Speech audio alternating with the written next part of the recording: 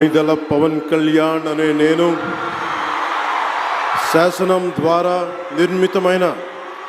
భారత రాజ్యాంగం పట్ల నిజమైన విశ్వాసం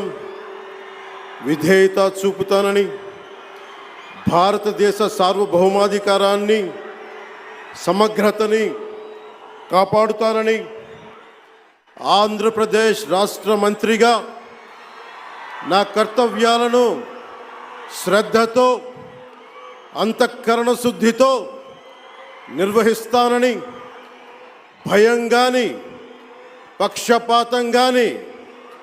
రాగద్వేషాలు కానీ లేకుండా రాజ్యాంగాన్ని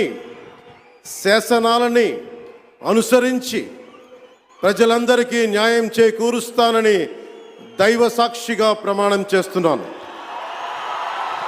ఇదల పవన్ కళ్యాణ్ అనే నేను